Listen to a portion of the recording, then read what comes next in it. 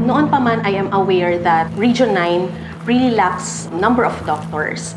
Pero iba pala talaga when you set foot on the actual field, no? So when we started here in Barangay Malagutay, that was the time that I realized that we really lack doctors. There is only one doctor na hawak niya the entire Calarian district, and that is really not enough.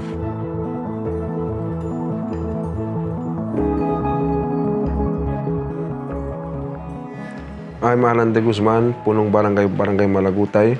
Actualmente, tiene problema din yung barangay regarding health, animal bites, and hypertension. The concept that we have employed for our programs on hypertension promotes bad influence. Bad spelled as BUD, like the body influence. Because we believe that hypertension is a lifestyle disease, and in a community setup such as here in Barangay Malagutay, peer influence really plays a major role in developing good and healthy lifestyle. One of our health programs, the hypertension, hindi lang kasi siya problem dito sa Barangay Malagutay, but it is indeed a problem sa Philippines or more so the whole world. It is a chronic lifestyle disease, meaning may magagawa pa kasi yung mga medical doctors. So if we think about it, if there are medical doctors who are more well-versed of how this disease nag-cause ng certain phenomena like hypertension, pwede siyang actually bawasan yung numbers of people who have uncontrolled hypertension. So mas maiiwasan natin na magkaroon ng heart attacks. Antes pa el problema del alta presión, el mga gente hindi consistent na tomada del medicina.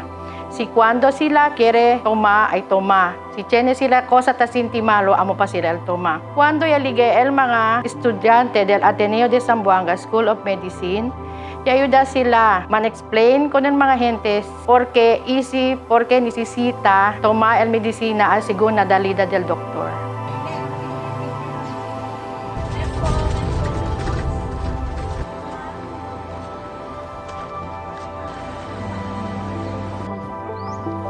Gracias kanila, kaya dali sila mga aparatus kanaton. Siya distribui sila na kada uno del mga purok a kinamalagutay. Iya dali patamin sila BP station kanaton na kada purok. Kaya onde pwede kita anda checkya jatun mga BP. Si alto ya baya queda o si bajo ya pa. Chenya ara kita onde man monitor. Mi nombre es Edelyn David, un barangay health worker, as uno también de BP taker na Purok 1.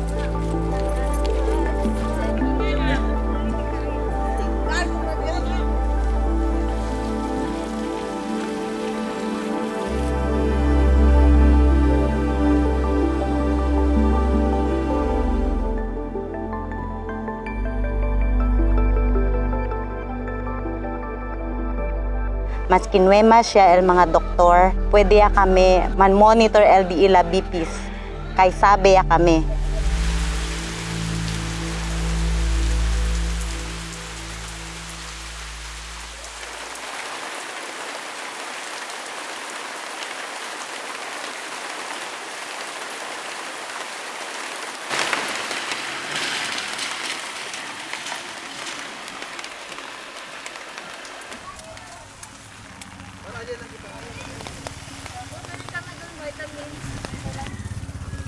Today, second batches de ARA, kung saan mga dapat na malaman tungkol sa pagtatae or diarrhea, no?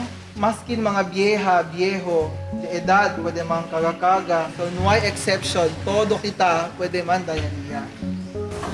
Ano ba kita pwede man iwas kung pagtatae? Una, maghugas ng kamay bago kumain. So, importante, labamano, before kome, after kome, para asigura kay di mano, no ay mikrobyo naman. Ken sabi ki labamano. Sabi ya des. Oh, sige nga, manda daw niya kun ate. Kilaya. Man start kita, basya agua, kabar man sabon. Sige na, and then man cross, kabar arriba. And then adentro, paansina. Rotan kita. Ansina.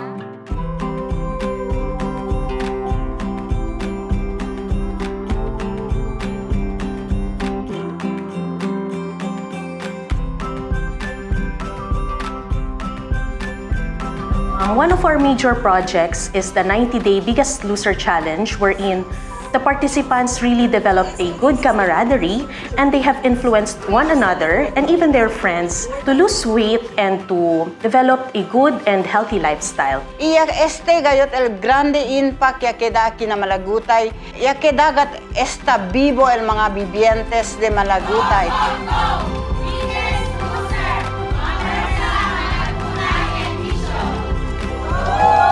Pidta man yung gracias kay Yabene sila kay yo como yo antes bien gorda 78 pa kilo yagada yo 65 kay por casa del Zumba 3 times a week. Mucho kami ki mga gorda ya kita sexy. No? Una, weekly lang kami taasel di amon Zumba. Por medyo ya dali ka namon el mga estudyante como yang introduce ka namon ase kami para pwede kami asel di amon regular Zumba. Kami ya katya pidi kanila na ase 3 times a week para mas aktibo kami kida. The number also of our Zumba participants keeps on increasing and a majority are hypertensives. And we are very happy to say that they are leading their own Zumba sessions and kahit wala na kami, they are still continuing. We are very proud because that is sustainability. One day, yanda gumigol mga student kay si pwede gani man allocate pondo kay tamira sila dol paltagad el supply del medicine health center. Yaka yasyo di decision na pwede yo dali kanila 50,000 a year para kumpla sa medisina. Siguro este forever ya. Gracias gayod kay ustedes ya puede abrir mi pensamiento si pakilayo puede ayuda na health center. Siguro el barangay Malagutay lang siguro ara puede dali ayuda para ang health center. No sabi na otro barangay si tiene también sila pirma moa. Pero barangay council ya kabaya pirma included ya mga kagawan. Rabies remains a public health problem in the Philippines. I, Alshama Aitanjilul, as one of the project heads of Animal Bites program here in Barangay Malagutay, in partnership with the Office of City Veterinarian, we take part in achieving the Republic Act 9482, also known as the Anti-Rabies Act of 2007, which promotes and protects people's well-being as well as the animals through protection and eradication procedures. In line with this, we are also teaching every pet ownership to have a responsible pet ownership as well as the importance of vaccinating domestic pets such as dogs, cats, and even monkeys annually here in Barangay Malagutay. Si dito pero ya largaw ya pwede morde tiene multa. So tiene ara programa ya pwede man trend ya mga tanod para el mismo barangay pwede ka kunese kuy.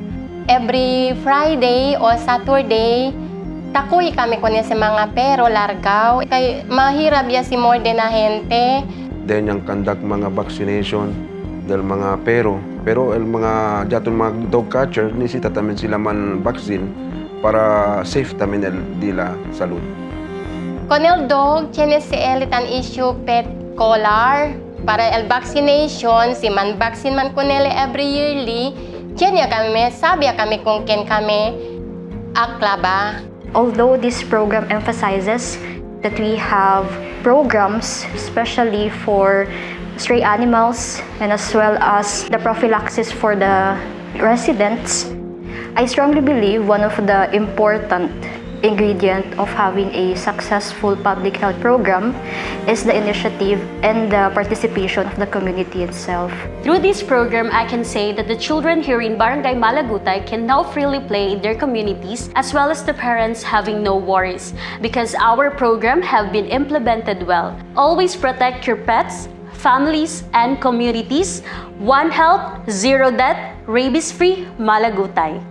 The planning, implementation, and sustenance of the program of solid waste management has been a collaborative, intersectoral efforts from the agencies, key personnels, Ateneo medical students, and the community people themselves. Proper waste segregation has been started through every household to collaborating with OCNR and DENR for the supplement on knowledge about proper solid waste management. All solid waste are segregated accordingly and collected systematically. Doka sila tangkulit kumigo regarding el MRF. How many times na kumigo tanda, que hace yes, tan promise o que hace uno lang era sila manda hace, pero ya abre kanila hace kita todo puro para pwede kita kontrol al butada del mga basura.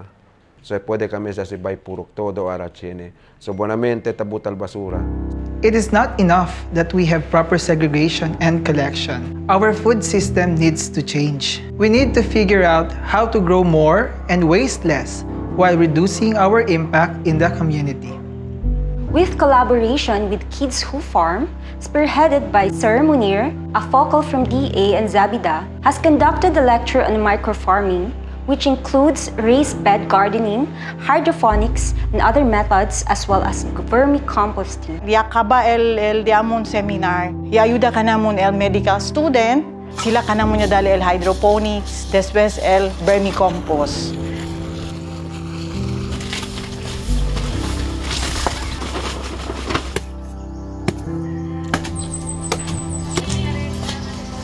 Tanan po na food waste na organic, pwede ibutang dinhi, no? Pwede ihalo para kainin ang magkain ng bulati dito pagkatapos pag ganito na mapino na siya, pwede na ilagay sa mga halaman. Pila ka adlaw ni siya, tay?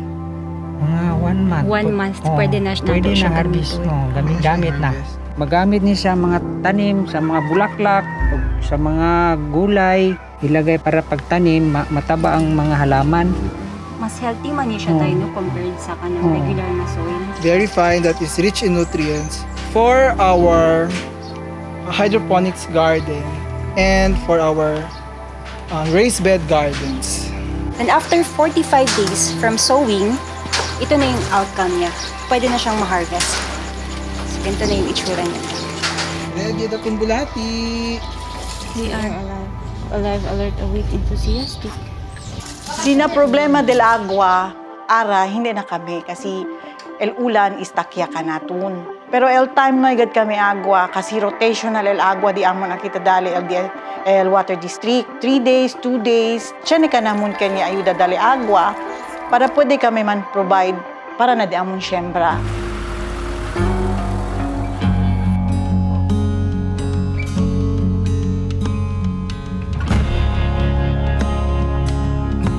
And the other, otro lo demás mga gulay, sila ayuda ka namon kel para tiyan kami buhen siyembra. From na di amon garden, ya pwede kami man-reproduce seeds and seedlings para dali ko ng mga hente king kere siyembra para ase own dila garden. Hindi sila gasta para dila konsumo, healthy ya, ita pwede pa se jutay negosyo. I realized that the essence of sustainable collaborative program lies in the empowering of community to not only participate, but to let them truly identify themselves with it as their own. As doctors of the community, we do not create, we innovate. We do not just involve, we immerse. We do not manage, but we engage. When we say Adjusum, the first thing that comes into our mind is the heart to serve the underserved.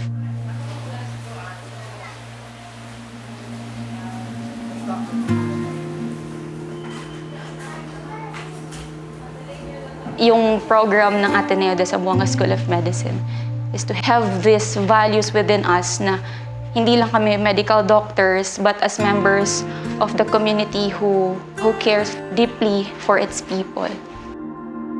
I hope that more doctors and more medical students like us would focus on primary healthcare.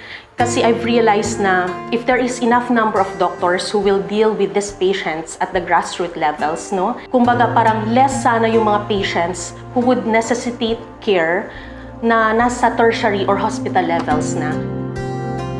Una-una ako lang isa dito, tapos binigyan ako ng nurse. Dumating yung student ng Ateneo de Zamboanga School of Medicine. I-alibya sila, dali alibyo kumigo kasi ako lang mag-isa, ginagawa ko yung trabaho. Hindi naman ako nag-complain, no, dalawang health center ko.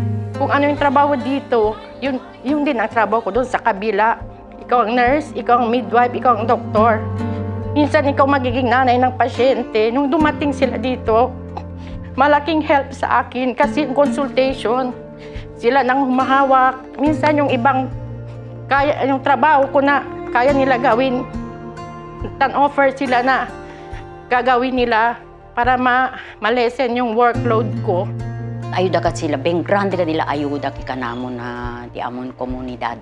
Kahit gabi, kahit umaga, kahit anong oras, tinatawag sila, okay lang kanila, lamayo kanila, okay lang anda na kasa, tadali sila payo, sina para si grabe o hindi, rico, may pobre, basta emergency, tali sila todo, pirmi.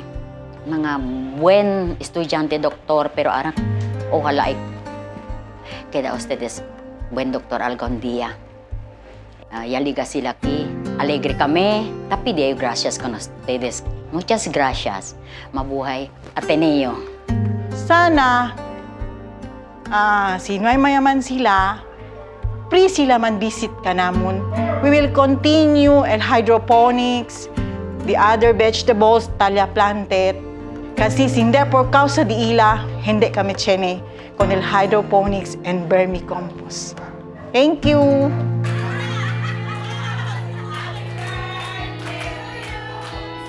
Stepping out of this barangay, personally, I have become more empathetic.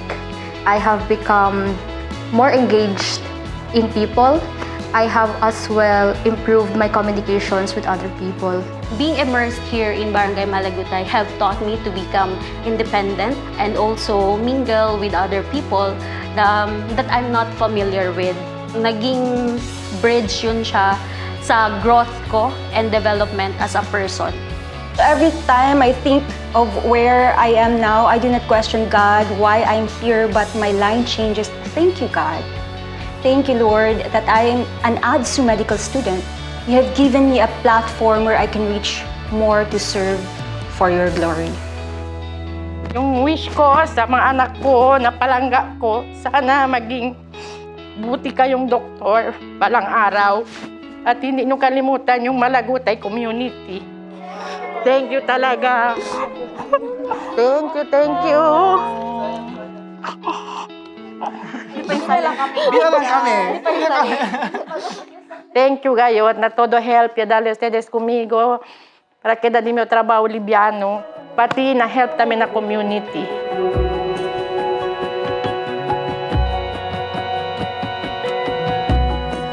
I am very proud of our group because we are able to accomplish all our goals.